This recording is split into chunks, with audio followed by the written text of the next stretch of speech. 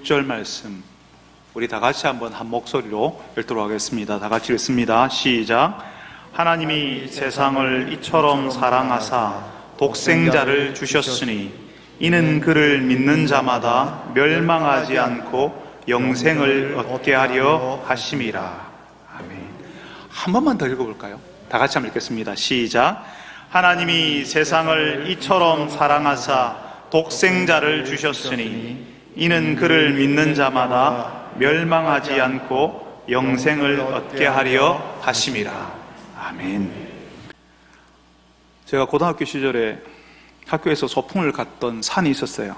그 산에 절이 있었는데 제 친구 중 하나가 그 절에 들어가서 스님에게 이런저런 이야기를 하기 시작했습니다. 고등학교 그 질풍노도의 시기에 궁금한 것이 많지 않습니까? 스님, 도가 뭡니까? 도. 그렇게부터 시작해서 뭔가 인생에 답이 될 만한 것이 없는가 해서 계속 물었습니다. 물론 그 스님이 대답을 해주시는데요, 스님이 했던 말의 대부분을 제 친구는 이해하지 못했을 겁니다.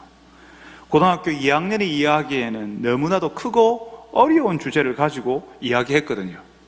청소년 시절, 청년 시절, 이제 막 스스로 인생을 살아야 하는 시기에 그런 궁금증이 생기거든요. 신이 있냐? 신이 있으면, 신이 있다면 이 땅의 사람들이 이렇게 고통당하는데 그 신은 도대체 뭐 하냐? 그런 고민을 하다가 보통은 이런 결론에 다다르게 됩니다. 이렇게 세상에 전쟁이 시간이 지날수록 전쟁이 일어나고 사람들이 고통을 당하고 악이 득세하는 것을 보면서 이런 것들을 그냥 내버려 두는 것을 보면 분명히 신이 없는 게 틀림없어. 있다 해도 사람들에게 고통을 주고 악이 득세하도록 가만히 지켜보고만 있는 그런 신은 믿을 필요가 없지. 이런 결론에 이르게 됩니다. 그래서 신앙을 부정적으로 생각하고요, 상식적인 사람이라면 어떻게 신을 의지하고 신앙을 가질 수 있겠냐고, 다 약해 빠져서 다 지약깔이 못하니까 엉뚱하게 있지도 않은 신을 믿는 거라고 아주 이성적으로 생각을 합니다. 그런데 그 반대로요, 어떤 사람들은 신이 있는지 없는지는 모르지만 뭔가를 믿는 게 도움이 된다. 그게 뭐가 됐든 하나만 똑바로 믿으면 되지. 어떤 신을 믿든지 아니면 자기를 믿든지 뭐든지 하나만 잘 믿으면 된다라고 이야기해요. 무언가를 의지하는 것이 연약한 사람의 심성에 도움이 될 거라고 생각하는 거죠. 마치 아직 미숙한 어린아이의 정서에 고양이를 키워봐, 아니 강아지를 키워봐, 그러면 아이 정서 발달에 도움이 될 거야 라고 말하는 것과 비슷합니다. 우리 마음의 평안을 위해서 신앙이 도움이 되니까 뭐든지 하나라도 믿으라고 하는 거죠. 여러분 그런 이야기 들어보신 적 없습니까? 저는 여러 사람들이 그렇게 말하는 것을 들어봤습니다. 뭐든지 하나라도 믿는 것은 좋다, 하나라도 제대로 믿으면 된다, 이렇게 이야기하시는 거죠. 아니면 아예 신앙생활하는 것을 어리석게 생각하는 분들도 계시더라고요. 어떻게 21세기에 신을 믿을 수 있냐고, 신이 있다면 이 땅의 고통과 악에 대해서 설명해 보라고, 이해할 수 없다고 막 흥분을 하시더라고요. 그러니까 친구들 사이에서, 가족들 간에 신앙 이야기를 잘 못하게 됩니다. 자칫 잘못하면 싸우게 되거든요. 예수 믿으라 교회 가자고 했다가는요, 관계가 다 끊길 수도 있어요. 그거 각오하고 해야 돼요. 우리 시대 분위기가 그렇습니다. 근데 여러분, 우리 시대 분위기가 신앙 이야기 잘 못하고 아무거나 하나 믿으면 된다고 하니까 예수만을 믿으라고 말하지 못하게 되는데요, 신약 성경에는 사도행전이라고 하는 책이 있는데 거기 사도행전 4장 12절에는요 오직 예수만을 믿어야 한다고 나와요.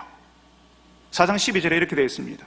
다른 이로서는 구원을 받을 수 없나니 천하 사람 중에 구원을 받을 만한 다른 이름을 우리에게 주신 일이 없음이라. 다른 이로서는 구원을 받을 수 없고 천하 사람 중에 구원을 받을 만한 다른 이름을 우리에게 주신 적이 없다는 거죠. 하나님께서. 그러니까 다른 데서는 구원을 받을 수 없고 오직 예수님을 통해서만 우리가 하나님의 구원을 경험한다, 이렇게 이야기하신 겁니다. 하나님의 이 말씀이 우리 시대와는 정말 맞지 않는, 사람들이 거부감을 딱 느끼게 만드는 그런 말씀 아닙니까? 사람들이 종종 그러거든요. 우리가 신을 찾고 구원을 얻는 것이 등산하는 것과 비슷하다고요. 산 정상에 오르는데 그 정상으로 가는 길이 하나만 있겠냐고요. 여러 길이 있지 않겠냐. 그것처럼 하나님께 가는 길도 하나만 있는 게 아니다, 이렇게 이야기를 하는 겁니다. 어느 길로 가든지, 어느 길로 오르든지, 어느 코스로 택하든지 결국에는 산 정상에 오르게 되어 있고, 어느 길로 오르든 산 정상에서 다 만난다. 산 정상에서 다 만난다, 이렇게 이야기하는 겁니다. 그러니까 하나만 잘 믿으면, 자신의 마음을 잘 갈고 닦으면 결국에는 다 통한다고, 결국에는 거기에 구원이 있다고, 결국에는 그 끝에서 다 만나는 거라고, 이렇게 이야기하는 거죠. 언뜻 들으면 굉장히 일리 있는 이야기처럼 들리는데요, 우리가 믿는 예수신앙은 그런 게 아닙니다. 저는 지난주에 구원의 두 번째, 구원이 찾아오다라는 말씀을 드렸는데요, 그때 저는 우리에게 구원이 찾아온다고 했어요. 우리가 이 신앙을 선택했다고 생각하지만 내가 믿기로 했지, 내가 이 예수를 믿기로 했지, 내가 이 기독교를 선택했지라고 생각하지만 사실은 하나님이 우리를 찾아오셨고 우리를 불러주신 거라고 말씀드렸어요. 뭘 믿든지 하나만 믿으면 된다고, 어느 길을 택하든 산 꼭대기에 다 산 꼭대기에서 다 만난다고 하는 것은 다른 신앙, 다른 종교를 설명할 때는 가능한 이야기일지 모릅니다. 그렇지만 예수신앙은 그거 아닙니다. 예수신앙은 사람이 하나님을 만나려고 찾아다니는 신앙이 아니고요, 하나님을 만나기 위해서 산을 오르는 그런 신앙 아니고요, 예수신앙은 하나님의 사람을 찾아오는 이야기예요. 우리가 찾아가는 게 아니라 하나님이 우리를 찾아오신다고요. 하나님이 사람을 찾아오셔서 사람들에게 구원의 길을 알려주시는 겁니다. 길이 여러 갈래가 있고 이 길도 되고 저 길도 된다면요, 뭐하러 하나님이 찾아오시고 예수님께서 십자가에서 왜 죽으시는데요? 그냥 하나만 해라, 내가 여기서 기다릴게, 이렇게 하셨겠죠. 근데 그게 아니니까.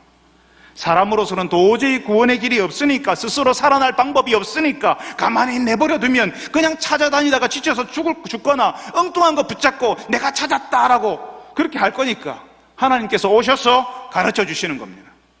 하나님께서 오셔서 구원의 길, 생명의 길, 하나님께로 오는 길을 알려주신다고요. 하나님께서. 그래서 하나님의 아들이신 예수님이 이 땅에 오신 겁니다. 저는 설교를 시작하면서 우리 시대의 이성적이고 상식적인 사람들이 신을 믿지 않는다고 말했어요. 신이 있다면 어떻게 이 땅의 고통과 악을 그냥 두고 볼 수 있냐고, 이런 고통과 악이 있는 것이 신이 없는 증거 아니겠냐고, 이렇게 이야기한다 말씀드렸어요. 바로 그 이유 때문에 예수님이 이 땅에 오셨습니다. 이 땅의 고통과 악함을 해결하시기 위해서요. 여러분, 성경에는요, 이 땅의 고통과 악함 때문에 힘들어하는 사람들의 상태를, 이 땅의 악함과 고통 때문에 힘들어하는 사람들의 상태를 죄라고 표현했어요. 예수님이 그 죄를 해결하러 오신 겁니다. 성경에서 말하는 그 죄는요, 성경에서 또 어떻게 표현을 하고 있냐면 빚을 지는 것, 채무라고 이야기를 해요. 우리는 죄라는 말을 들으면 사기, 절도, 살인, 이런 걸 떠올리거든요. 조금 더 생각해주면 거짓말, 미움, 이런 걸 포함을 합니다. 그래서 내가 미워했고 거짓말을 했으면 내가 죄를 지었다, 하나님 내가 죄인입니다, 이렇게 생각하기 쉬운데요, 성경에서 말하는 죄는 그게 다가 아닙니다. 죄는 우리가 처해 있는 상태를 말합니다. 성경에서 죄를 표현하는 또 다른 말이 채무, 빚이라고 했죠. 마치 우리의 상태가 도저히 갚을 수 없는 빚을 진 상태라는 거죠. 여러분, 혹시 빚쟁이에게 빚독촉 받아보신 적 있으세요? 은행에서 돈 갚으라고 계속 독촉청 날라오고, 나중에는 최고 독촉장이 날아오고, 나중에는 안 되니까 집안 가구에 빨간 딱지 다 붙어가지고 차압 당해보신 적 있으세요? 지난주에 조유나 양 가족이 다 전남 완도 바다에서 숨진 채 발견되었다고 했죠. 그 가족이 여러 군데에서 채무 독촉을 받았다고 뉴스에 나오더라고요. 그 채무를 감당할 수 없으니까 어떤 선택을 하죠? 그 끝이 어딥니까? 아직 그 사건의 모든 것이 풀리지는 않았지만 어쨌든 그 끝은 죽음이었습니다. 도무지 감당이 안 되니까요, 어떤 마음을 가지냐면요, 차라리 죽자. 죽어버리자. 차라리 죽고 싶다 하게 되는 겁니다. 예전에는요, 내가 진 빚이 아니에요. 근데 우리 아버지, 어머니가 진 빚인데요, 그 빚이 대물림 되니까요, 그 빚이 대물림 되어서 그 자식에까지 그 빚독촉을 했습니다. 빚을 못 갚으니까요, 예수님 시대에는요, 자식들을 팔았습니다. 자신의 아내도 팔고요, 자기 자신을 팔았어요. 종으로. 빚 대신 넘겨주는 겁니다. 내가 한 게 아닌데, 내가 빚을 진 게 아닌데, 우리 부모님의 빚 때문에 내가 고통을 당하고요, 믿을 만한 사람 보증서 주다가 빚을 또 안 씁니다. 그 빚을 해결해야 되니까 또 다른 데서 빚을 내요. 그러다가 그 빚에 이자를 붓고, 그 이자가 또 이자를 붓고, 그래서 그 원금이 엄청나게 불어나 버리는 겁니다. 빚을 빌릴 데가 없어요. 채무 관계를 형성할, 그 관계를 형성할 데가 없어요. 관계 다 끊어지는 겁니다. 혼자 외톨이로 사는 거예요. 그러다 죽는 겁니다. 그래서 그 빚쟁이가 하라는 대로 해야 되는 거예요. 노예로 팔면 팔려야 하고, 몸을 팔라고 하면 팔아야 하는 그런 상태가 되는 겁니다. 그 빚에 끌려다니는 거죠. 어떻게든 그 빚 해결해 보겠다고 악한 일도 마다하지 않게 돼요. 자식들이 팔려나가는 걸 볼 수 없으니까 남의 자식들을 죽는데 내어주는 일을 하는 거죠. 어쩔 수 없이 했다고 하면서요. 도무지 내 힘으로 해결할 수 없는 그 상태, 점점 그 인생이 망가지는 상태를 말합니다. 죄는 바로 그런 상태, 어쩔 수 없이 끌려갈 수밖에 없는 그 상태, 내 힘으로는 어떻게 할 수 없는 그 약한 상태, 약하니까 어떻게든 해보겠다고 악해지는 바로 그 형편을 가리켜서 죄라고 하는 겁니다. 그런데 하나님께서 우리에게 어떻게 하셨냐 하면요, 사람들을 악하게 하고 고통스럽게 살다가 결국 죽음에 이르게 하는 그 채무, 그 빚을 탕감해 주셨다라고 이야기합니다. 하나님께서 아무것도 하지 않으시는 것이 아니라, 사람들의 고통과 악함에 대해서 고개를 돌리고 모른 척 하시는 것이 아니라, 고통의 근원, 그 악의 뿌리를 해결하시는 거죠. 예수님을 보내셔서 사람들을 꼼짝도 못하게 만드는 그 채무, 빚을 탕감해 버리시는 겁니다. 여러분, 신약 성경에는 마태복음이라는 책이 있는데요, 그 마태복음 18장에 빚진 자 한 사람이 이야기를 해요. 이 사람이 얼마를 빚졌냐면 10,000달란트를 빚졌다라고 이야기합니다. 그리고 그 10,000달란트 빚진 사람을 탕감해 주었다라고 나오거든요. 여러분, 10,000달란트는요, 한 달란트는 6,000데나리온입니다. 한 데나리온이 하루 품삯이에요. 노동자의 품삯이었어요. 그러면 한 달란트는 6,000일의 품삯, 그러니까 20년치 품삯이에요. 그럼 10,000달란트는요 20만 년의 품삯이에요. 20만 년 동안 일을 해도 못 갚는 것을 빚을 졌다는 거죠. 우리의 상태가, 우리는 모르는데 사실은 우리의 상태가 그런 끔찍한 상태에 있다는 사실을 이야기하는 겁니다. 도무지 어찌할 수 없는 상태에 우리가 사로잡혀 있다는 거예요. 그 빚을 갚으려면, 그 마태복음 18장에 이야기합니다. 그 빚쟁이가 이야기하는 거죠. 아내와 자식들 모든 소유, 자기 자신까지 팔아서 갚으라, 이렇게 한다는 겁니다. 그런데 그런 채무를 없던 것으로 해준다, 다 탕감해준다, 이렇게 하나님께서 말씀하신다는 겁니다. 바로 그 탕감을 용서라고 표현합니다. 여러분, 어떤 사람들은 나는 그런 어려운 일, 어찌할 수 없는 형편을 만난 적이 없는데, 고약한 질병을 한번 만나보십시오. 죽음 앞에서 어찌 되는지를 한번 보십시오. 누구나 그 고약한 질병 앞에서, 그 죽음 앞에서 어찌할 수 없는 형편 가운데 우리가 들어와 있다는 사실을 그제서야 자각하게 됩니다. 도무지 어떻게 할 수 없는 형편에서 죽은 자처럼 살아야 하고, 그래서 죽을 수밖에 없는 형편인데 하나님께서 예수님을 보내셔서 그 문제를 해결해 주시는 겁니다. 바로 그걸 가리켜서 구원이라고 해요. 하나님이 왜 20만 년이나 일해도 갚을까 말까 하는 채무를 대신 갚아주시는데요, 우리가 도무지 어떻게 할 수 없는 형편에 있는데 왜 우리를 건져주시고 살려주시는데요, 오늘 우리가 읽은 말씀, 하나님이 세상을 이처럼 사랑하사, 하나님이 세상을 이처럼 사랑하사, 하나님이 사랑하셨어요. 그래서 하나님이 찾아오신다니까요. 하나님께서 우리를 그냥 내버려 두지 않으시고, 내버려 두어도 우리는 할 말이 없는데 하나님께서 우리에게 찾아오셨어요. 하나님이 사랑하셨어요. 우리를 불쌍히 여기셨어요. 우리를 죽게 내버려 두지 않고 살려주시는 거죠. 구원은 우리의 채무, 우리의 빚이 청산되는 겁니다. 우리의 채무는 청산되었고, 우리를 꼼짝달싹 못하게 만드는 것들이 사라져 버렸으니까 이제는 전혀 새로운 인생을 살 수 있게 되는 거죠. 우리에게 죽음이 기다리고 있는 것이 아니라 죽고 싶다, 이제 차라리 죽어버리자, 이게 아니라 사는 기쁨을 누리며 살게 해주시는 겁니다. 그 예수님을 믿을 때 우리에게 그런 사는 기쁨, 우리의 채무가 사라진 기쁨을 누리게 되는 겁니다. 사랑하는 여러분들이 예수님을 믿는 분들이라면 우리를 꼼짝달싹 못하게 만들었던 것들이 사라졌고 우리를 올가매던 것들에서 점점 벗어나게 된다는 사실을 아시기 바랍니다. 우리의 구원은 도무지 우리가 어떻게 할 수 없었던 것에서 벗어나서 자유를 얻게 된 것임을 알고 그 자유를 경험하고 누리는 여러분들이 되시기를 바랍니다.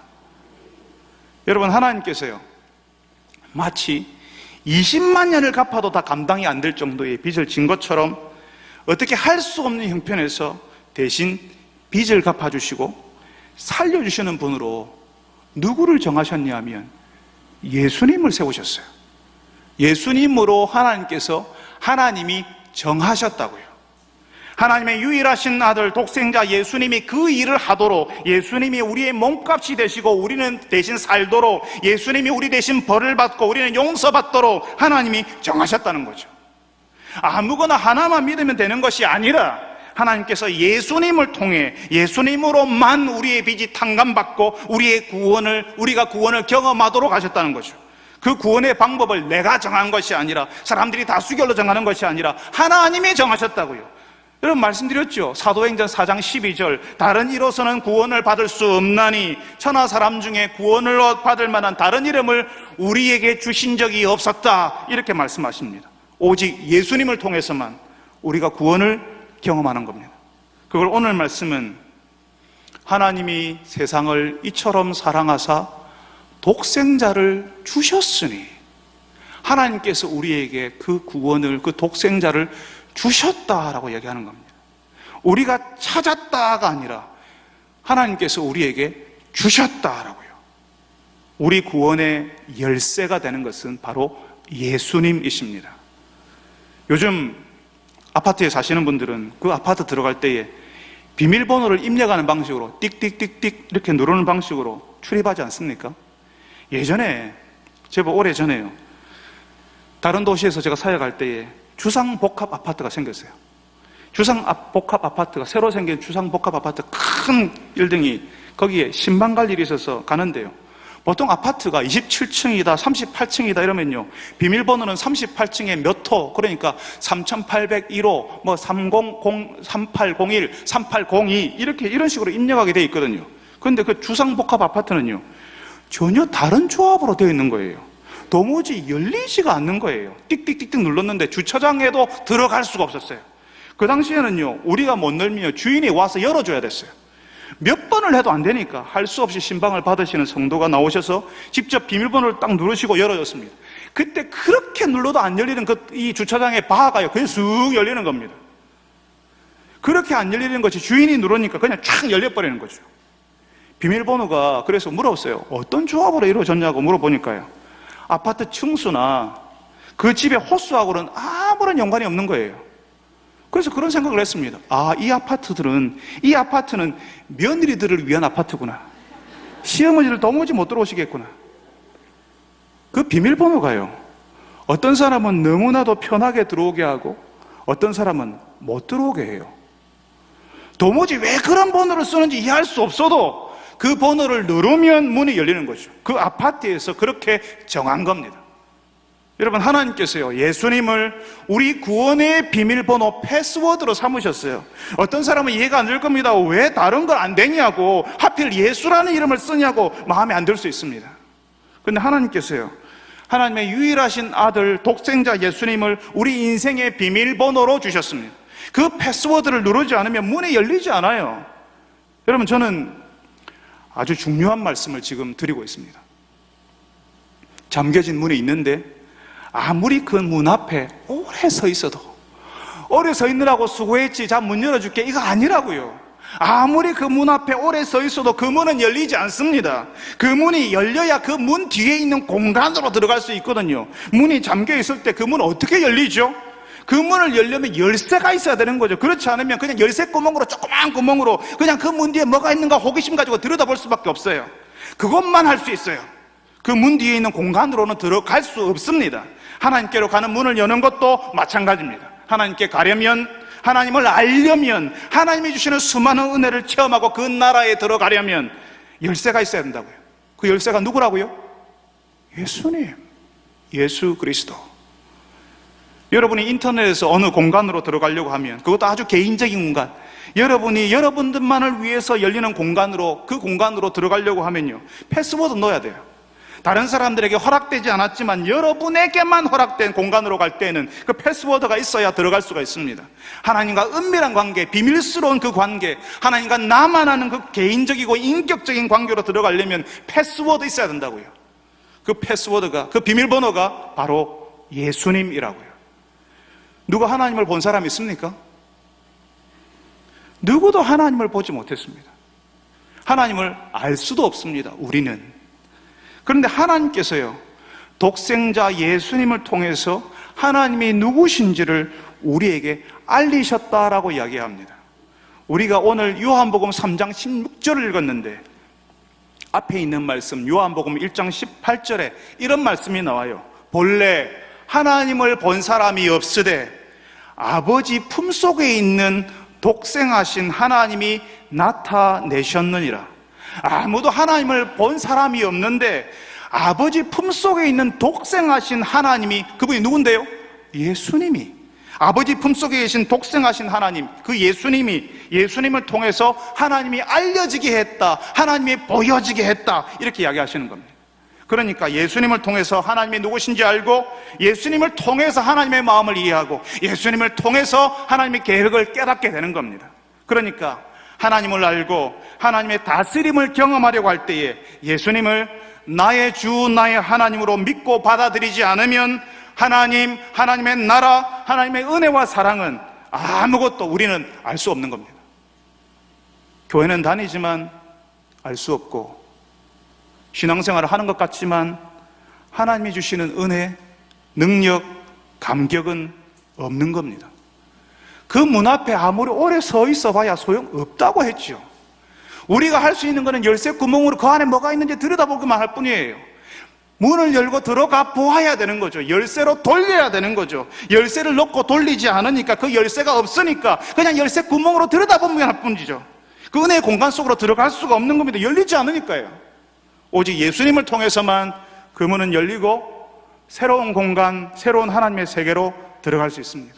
여러분 해보셨죠? 문이 잠겨서 열리지 않을 때 엄청나게 큰 문이 떡 버티고 있는데 여러분이 그 문에 맞는 열쇠를 탁 넣어서 돌리면 답답하게 꽉 막혔던 문이 참 신기하게 열리는 것을 경험해 보지 않았습니까? 아무리 두꺼운 아파트 철문이라도 제대로 된 비밀번호만 띡띡띡띡 누르면요, 그냥 열려요. 인터넷에서 여러분의 공간으로 들어갈 때 패스워드를 넣으면 막혀있던 여러분의 공간이 그때는 뜻 보이지도 않는데 갑자기 여러분의 개인 공간이 확 열리게 되는 겁니다. 아무거나 하나만 잘 믿으면 된다고요? 아니에요. 여러분 아무 열쇠나 돌려보세요. 열리는가? 은행에 통장이 아무리 많아도 신용카드를 수십 개씩 들고 다녀도 비밀번호 패스워드 없으면 아무 짝에도 쓸모없습니다. 쓸 수도 없고 그 통장 안에 든 거 만질 수도 없어요. 우리 인생에도 바로 그런 비밀번호, 패스워드를 하나님께서 주셨는데 하나님께서 오직 예수님이 우리 인생을 향한 열쇠가 되게 하셨다는 겁니다. 그래서 우리가 예수님을 믿을 때에 도무지 우리가 어떻게 할 수 없는 상태에서 벗어나게 되는 겁니다.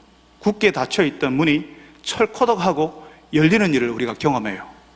그리고 그 문 뒤에 감추어져 있었던 열쇠 구멍으로만 겨우 보일까 말까 했었던 그 신앙의 비밀들이 예수님을 믿을 때만 비로소 보이는 하나님의 은혜들이 이제 이해되기 시작하는 겁니다. 그 은혜들을 알게 되는 겁니다.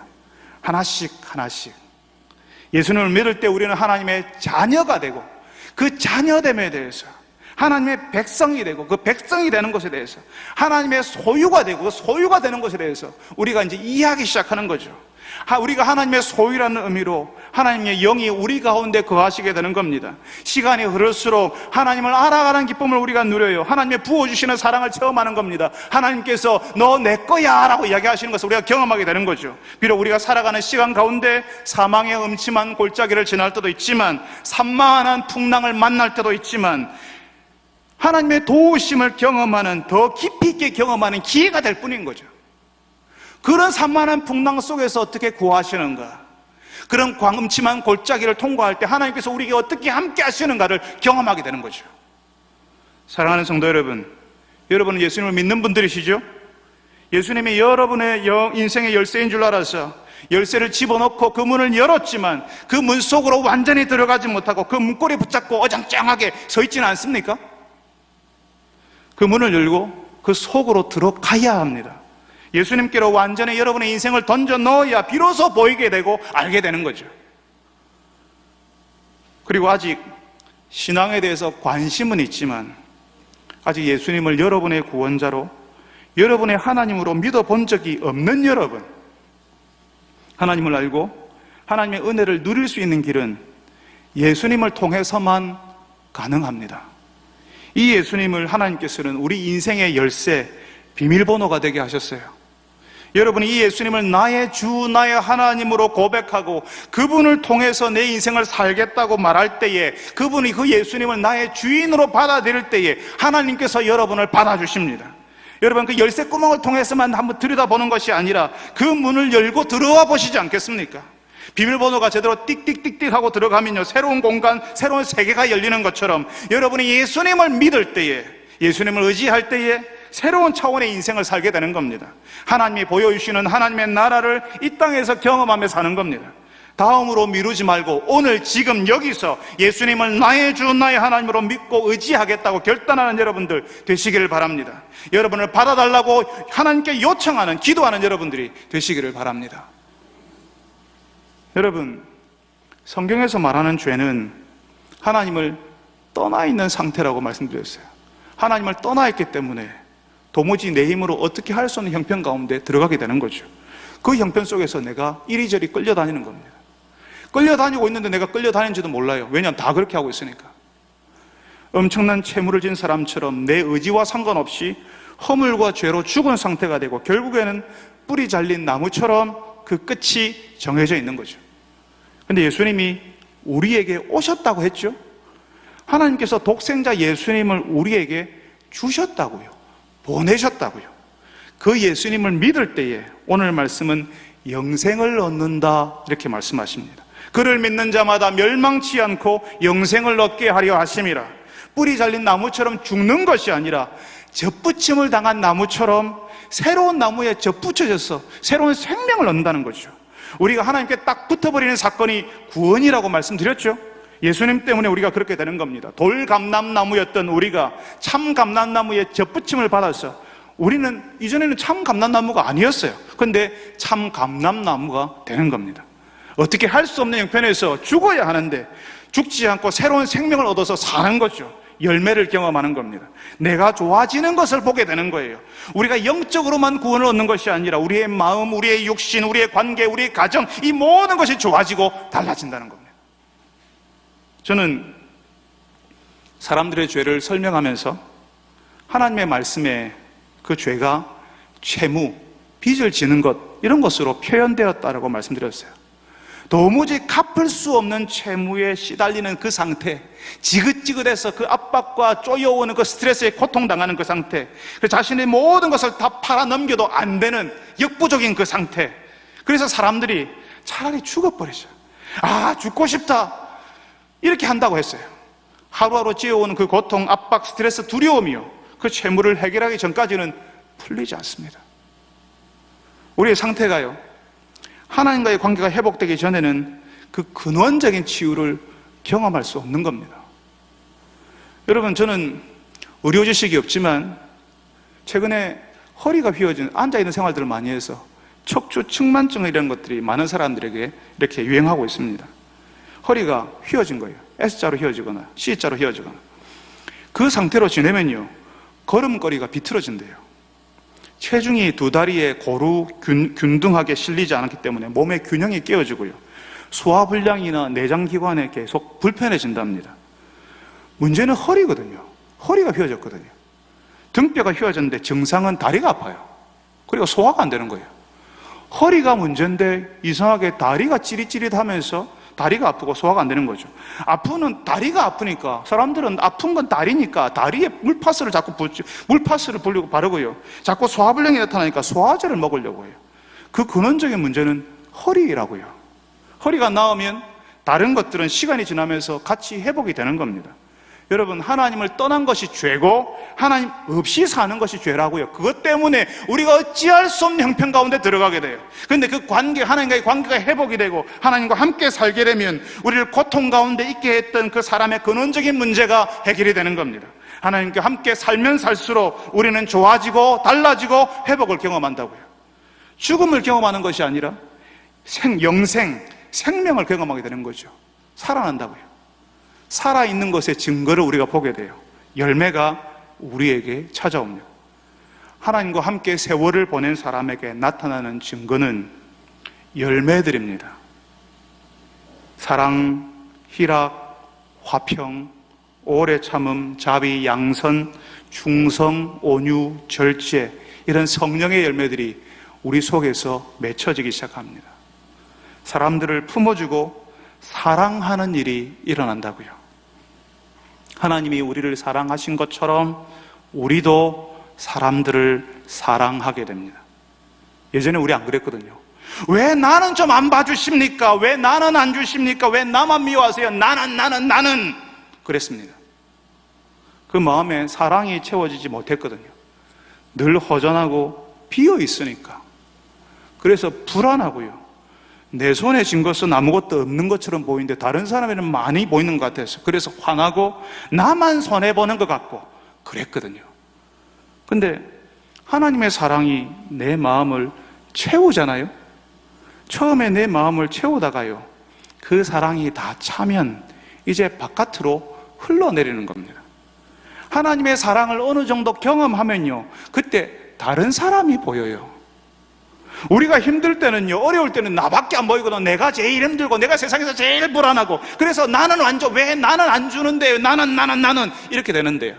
근데 내가 채워지면요, 그제서야 다른 사람들이 보이는 겁니다. 마치 양동이에 물이 가득 채워지면 그 다음엔 양동이 바깥으로 넘치는 것처럼, 하나님의 생명을 가진 사람들, 구원을 경험한 사람들은요, 세월과 함께 그 사랑을 흘려보내는 거죠. 사랑할 줄 아는 사람이 되는 겁니다. 생명현상의 증거, 살아있다는 표현이요, 예수 믿는 사람들에게는 사랑하는 것으로 나타난다고요. 그냥 그렇게 해주고 싶은 거예요. 나에게 돌려주지 않아도 괜찮아요. 내가 한 만큼 갚아주지 않아도 돼요. 내가 손해보는 건데, 내가 내어주는데도 나는 기뻐요. 하나님께서 독생하신 아들을 내어주신 것처럼 나도 그렇게 사는 사람이 되고 싶게 하시는 거죠. 그러니까 여러분, 우리가 구원받은 사람이라면, 내가 예수 믿는 사람이라면 세월이 오를수록 내가 살아있다는 증거가 나타나야 합니다. 하나님의 사랑을 받은 줄 알고, 하나님은 나에게 주신 적이 없어, 그게 아니라 하나님의 사랑을 받은 줄 알고, 그 사랑을 또 받을 줄 알고. 여러분, 성숙한 사람은 사랑을 받을 줄 아는 사람입니다. 사랑을 주는 것이 아니라 제대로 잘 받아들이는 사람이 훨씬 더 성숙한 사람입니다. 그래서 다른 사람을 사랑할 줄 아는 사람이 되는 거예요. 처음에는 미숙하지만 조금씩 사랑할 줄 아는 사람이 되는 것이 예수님을 믿는 사람, 영생을 얻은 사람이라는 표시입니다. 여러분, 다시 말씀드릴게요. 우리의 구원은 오직 예수님을 믿을 때 우리에게 찾아오는 겁니다. 예수님을 믿지 않으면, 그분을 의지하지 않으면 우리에게 아무 일도 일어나지 않는다고요. 여러분, 제가요, 몇 년 전부터 탈모 현상이 나타났어요. 소갈머리 없는 사람이 되고 있어요. 그래서 우리 교회 장로님께 탈모약 처방전을 받았거든요. 탈모약이 머리 빠지는 약 아니죠, 그죠? 머리가 안 빠지도록 보호를 하는 그 약을 처방전을 받았는데요, 최근에 바빠가지고 약국에 가지를 못했어요. 처방전 받았어요. 그것 가지고 약국에 가서 약을 받아오면 돼요. 근데 제가 못 갔다고요. 안 갔다고요. 그럼 어떻게 되죠? 성도들이 저희 그래요. 목사님 머리가 휑해가고요. 막 이렇게 목사님 머리가 요즘 갑자기 이렇게 막 속이 다 비어 보입니다. 이렇게 이야기하더라고요. 처방전 받아 들고 아무것도 안 하면 계속 소갈머리 없는 사람으로 살겠죠? 이 약 먹으면 된다, 그 약 먹어라 하는 처방전을 받아 들어도요, 손에 쥐고만 있으면 아무 일도 일어나지 않는다는 거죠. 처방에 나온 대로 그 약을 실제로 먹어야 회복이 된다고요. 분명히 예수님을 믿으면 멸망하지 않고 영생을 얻는다 했는데 죽은 자의 생활을 하는 것이 아니라 산 자의 생활을 한다고 했는데, 그렇게 되려면 예수님을 의지해야 되죠. 우리의 모든 순간에 예수님이 중심이 되어야 되죠. 그래야 살아있는 자에게 나타나는 열매가 내 인생에 찾아오는 거죠. 약을 안 먹는다 어떻게 좋아져요? 예수님을 믿는다 해놓고 예수님을 의지하지 않으면 도대체 어떻게 예수 생명을 경험합니까? 예전에 말씀드렸죠. 여러 번 말씀드렸습니다. 우리가 예수님을 의지한다는 것은 마치 옆에 있는 벽에 기대는 것처럼, 지금 여러분이 앉아있는 장애자의 몸을 기대는 것처럼, 그렇게 내 무게중심을 무너뜨리지 않으면 안 되는 거라고요. 서서 일하다가 벽에 몸을 이렇게 비스듬히 기대면 편안하지 않습니까? 장애자에 앉아 계신 여러분들이 그 의자에 여러분 체중 전체를 다 맡기고 몸을 기울이니까 편안하시잖아요. 의지한다는 것은 내 인생 내가 알아서 다 해, 내 인생 내가 할 수 있어 라고 버티는 것이 아니라 예수님께 내 인생의 무게중심을 옮겨드리는 겁니다. 그냥 기대는 거예요. 내가 이때까지 해왔던 내 인생의 무게중심을 무너뜨리지 않으면 기댈 수 없고 의지할 수 없습니다. 예수님께 맡겨드려야 비로소 그 다음 일이 일어나는 겁니다. 나의 모든 일상 속에서 예수님께 기도하고 예수님의 말씀을 묵상하고 내가 들은 그 예수님의 말씀을 성도들과 나누면서 내 짐을 예수님께 맡기고요, 내 인생의 무게중심을 무너뜨리는 일을 하는 겁니다. 예수님을 기대는 거죠. 한번 해보고 또 해보고 또 해보면서 아, 예수님께 기대는 것이 이런 것이구나 알고 편안함을 느끼고 평안을 누리게 되는 거죠. 여러분, 예수님을 믿는다는 것은 그냥 예수님이 구원자라는 사실을 알고 있는 게 아닙니다. 약의 처방전 가지고 있어봐야 아무 일도 일어나지 않습니다. 그 약을 복용해야 내게 회복이 일어나는 거죠. 마찬가지로 예수님을 믿으니까 이제는 예수님을 의지하고 그 예수 이름으로 기도하고 예수님의 말씀에 귀를 기울이는 겁니다. 그래서 예수님의 처방해 주시는 대로 사는 거예요. 사랑하는 성도 여러분들이 이 예수님이 하나님이 우리에게 주시는 구원이심을 알고 그 구원이 여러분의 인생 속에 흘러 들어올 수 있도록 예수님을 의지하고 따르는 분들이 되시기를 바랍니다.